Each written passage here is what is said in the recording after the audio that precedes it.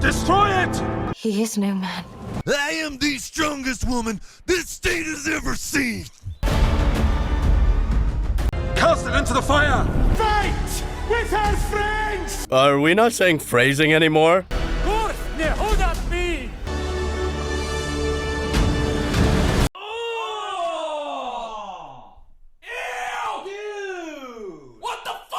Some people may think I'm being facetious or hyperbolic here about this, but seriously, I hate having to talk about this show, but at the same time, I also like complaining about it, so maybe I don't hate it as much as I think I do.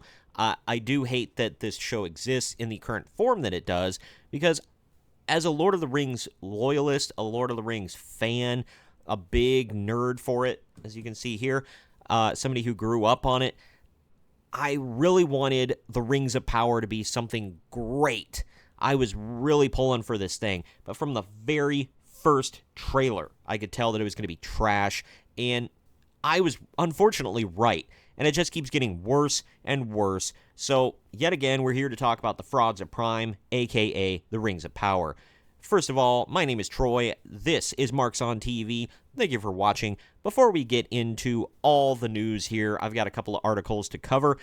I would ask that you would please like the video, subscribe to the channel, and click the bell to be notified every time we post brand new content. I post brand new stuff 5 days a week, Monday through Friday, to get you through your work week, whether it's shorts or long-form videos. I'm posting more long-form videos along the way, but, there's always shorts to be had as well.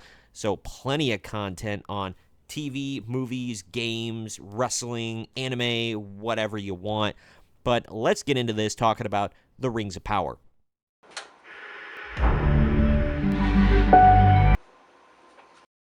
Here we freaking go, man. That Park Place, The Lord of the Rings, The Ring-a-Ling-a-Ding-Dongs of Power, Season 2 will feature Sauron and Galadriel romance, and also seemingly features an LGBTQ character. Oh, joy. The Lord of the Rings, The Rings of Power Season 2 will continue its assault on J.R.R. Tolkien and his work, with actor Charlie Vickers and showrunners Patrick McKay confirming that it will feature a romance between Galadriel and Sauron, which we saw in Season 1, which, I'll get into the writing here in a minute, but McKay also seemingly confirmed that the show features LGBTQ plus characters as well, because if there's one thing that the devout Catholic Christian J.R.R. Tolkien would have loved is his work not only being desecrated on a worldwide stage in front of, well, it keeps dropping, but honestly, millions of people are seeing this colossal disaster that is the Rings of Power, and they're just ruining it in general, but then they're stuffing their rainbow agenda in there as well, because, Catholics and Christians famously love LGBTQ, EIEIO, LMNOP crap getting shoved into all of their media. Yeah, he would have so supported this one. Oh my God. During a Hall H panel at San Diego Comic-Con, actor Charlie Vickers, who plays Sauron alongside showrunners Patrick McKay and J.D. Payne, as well as Galadriel actress Morfydd Clark, were asked if the show's second season would feature more of the romance between Galadriel and Sauron that the first season showed. Yeah, Vickers responded, "I think there is hope. What can we say?" McKay then encourages him, "Say it, say it." Vickers then states, "Yeah, I think we will." The most forced, awkward romance of all freaking time, with all the subtlety and grace of a wrecking ball dropping directly on your house. It was horrible writing through this entire show for everything. But my God, this romance, have these people ever been in love or had any kind of dating life that was real and natural? This is so effing weird. There was no chemistry between Halbrand, who turned out to be Sauron, and Galadriel. There were no chemistry between Galadriel and anybody on the show, really. She was an awful character. And that was another thing. This group of people don't know, and this is a major problem across Hollywood in general, they don't know how to write for a woman and a female character. They write for a man and just put that writing on a woman. Except for the whole male characters can't get away with half the crap that female characters can. Female characters can be nasty and obnoxious and boorish and everything else, and it's fine because they're a woman. But if a male character did that, then he'd be a villain. But somehow we're supposed to be rooting for Galadriel. I hated her, and she was supposed to be the hero of the whole show. But let's get into more of this. To be clear, Galadriel never had any kind of romantic relationship with Sauron and J.R.R. Tolkien's Legendarium, given she was married to Celeborn, who is not seen in this show because we can't take Galadriel's agency away from her. She's got to be a strong, independent elf woman who don't need no man.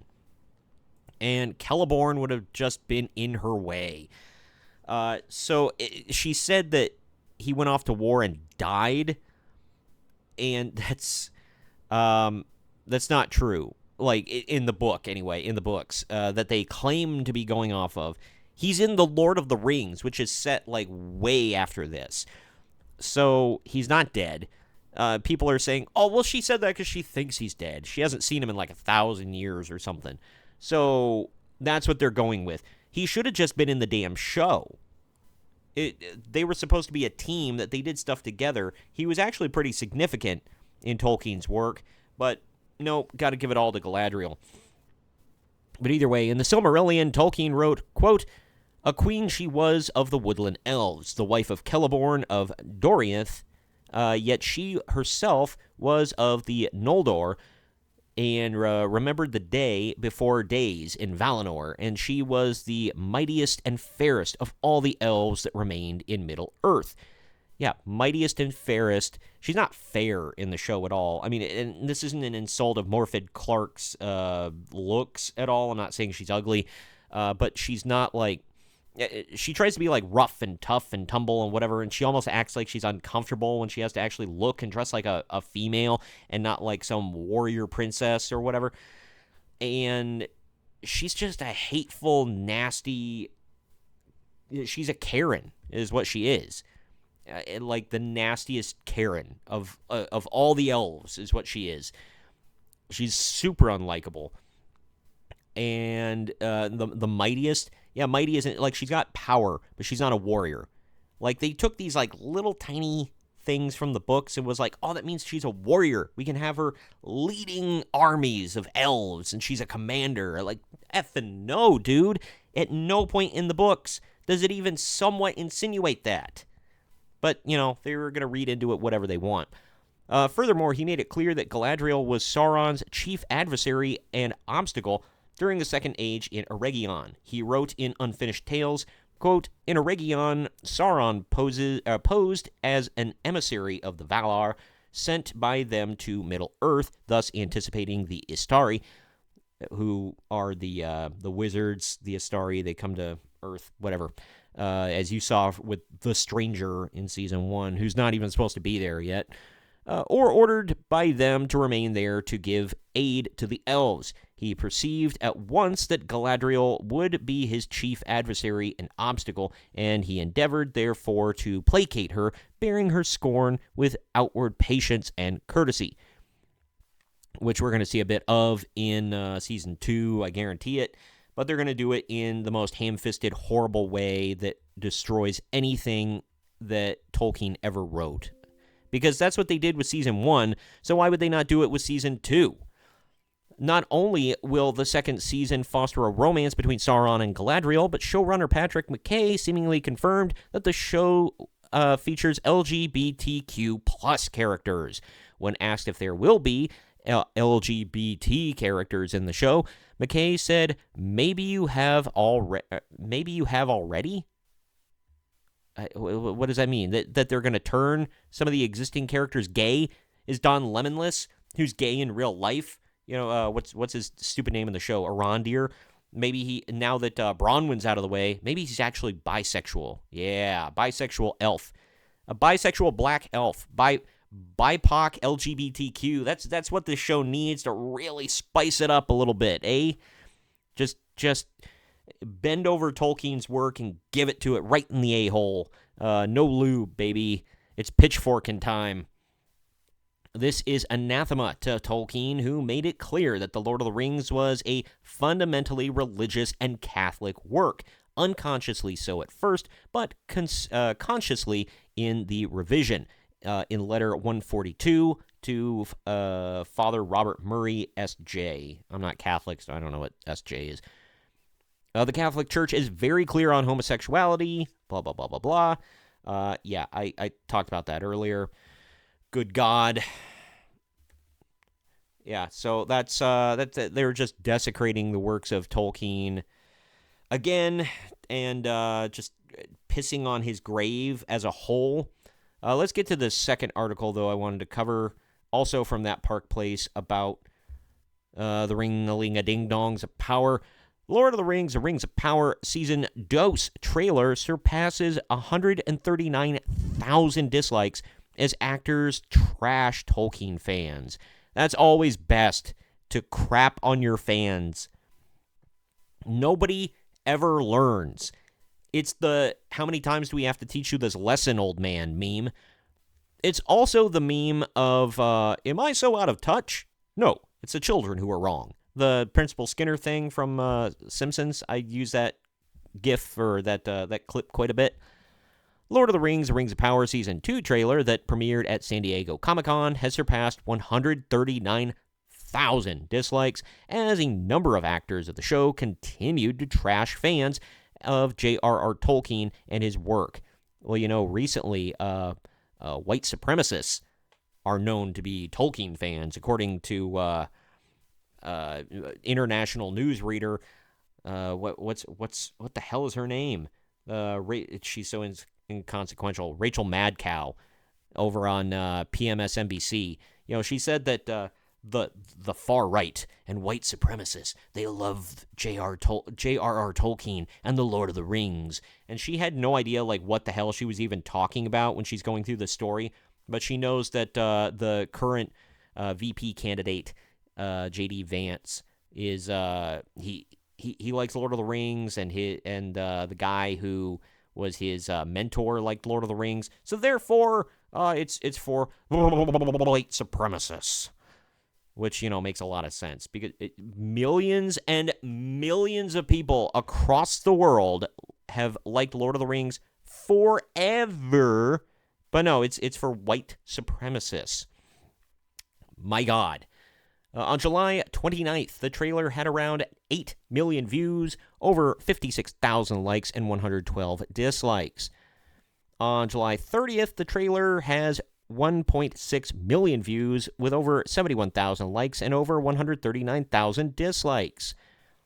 For comparison, Season 1 San Diego Comic-Con trailer received 12 million views. It had over 87,000 likes and over 474,000 dislikes.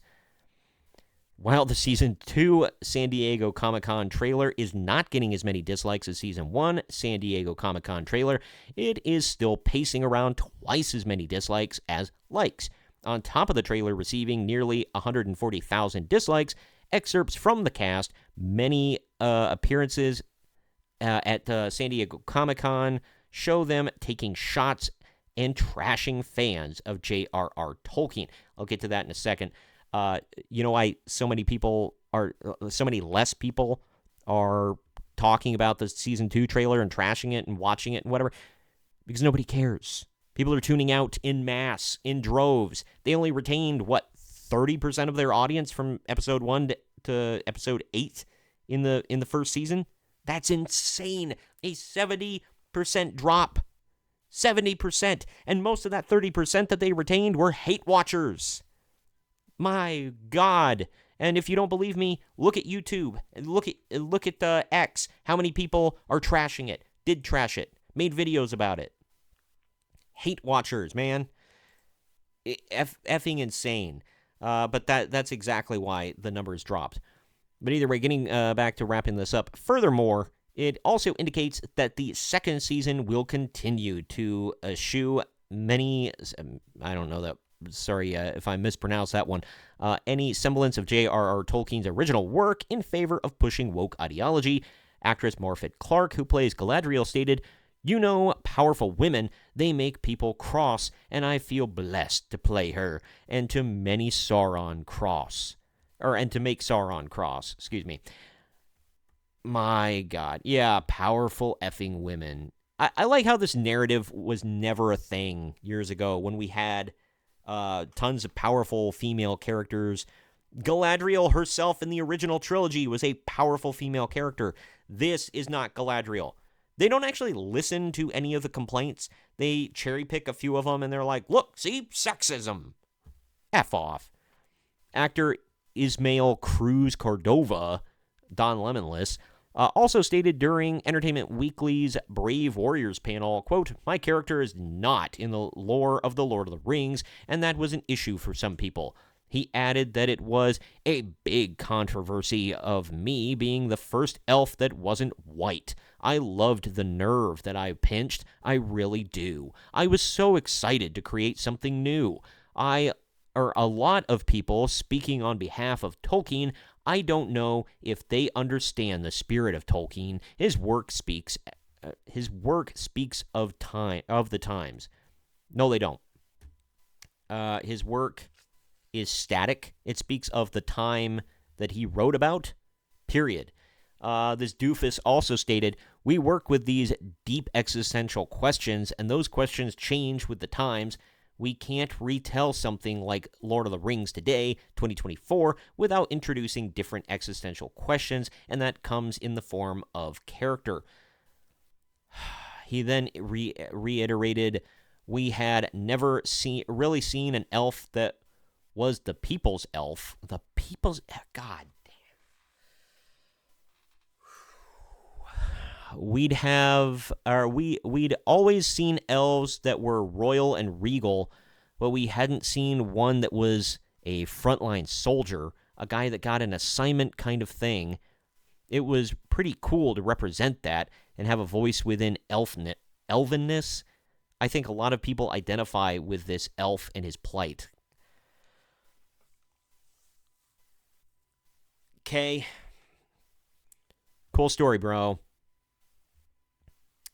Yeah, this guy right here is going to tell you what Tolkien is all about and what he meant. What Tolkien really meant with his writing. He said, "It is necessary to reverse things and represent and exist." What? Or revise things and represent and exist. Okay. I think a lot of people look at us to affirm their own existence, so I'm happy people can look at that and look at any of us and see themselves in the beautiful world we all should belong in, fantasy. God. What are you even talking about? What are you talking about? I'm honestly confused. Like, I don't get it. What is... These people just, they're so far up their own ass. It's amazing. I'm not going to sit here and say Tolkien isn't for you. Tolkien is literally for everybody. But these people are the ones saying that even though he's claiming that apparently he loves Tolkien, even though he doesn't know a damn thing about it, apparently, and he's trying to attribute meanings to it that never were, and saying that it needs to change with the times. Like what the F? Even though he's saying all that, he's also kind of saying, well, Tolkien wasn't for everybody because every skin tone wasn't represented in the movies. Every skin tone wasn't represented in the books. Like, what the God, dude? Either you like it or you don't. These are the same a-holes. I mean, this isn't as bad because it's a beloved, fantasy story, whatever. But these are the same people that will walk into and I'm not trying to go off on a religious tangent or whatever, but these are the same people that walk into a church and they say, "Hey, you guys, you don't represent everything that I like. So you need to change for me, who just walked into your church. I don't need to change walking into your church and follow the Bible that everybody's followed for 2,000 years. No. Change it for me. All right, it needs to evolve with the times. Tolkien doesn't need to evolve with the effing times. All right, Tolkien is timeless. All fantasy is timeless. I don't care if you add more elves of color and dwarves of color in whatever. I think it looks kind of stupid in certain ways that they do it. But like the fact that he's like trashing it and holding it up all at the same time, he's basically saying, I only like the idea of Tolkien. It's like, does anybody remember that Balon's skull quote that was going around forever from, if anybody watched season 1 of Ahsoka, you might have seen the clip. It was Ray Stevenson's character where he said, they asked him about if he missed the Jedi Order or whatever, and he said, I miss the idea of it, but not the reality. Like that seems like what this idiot is saying about Lord of the Rings, and what all of these people are trying to say.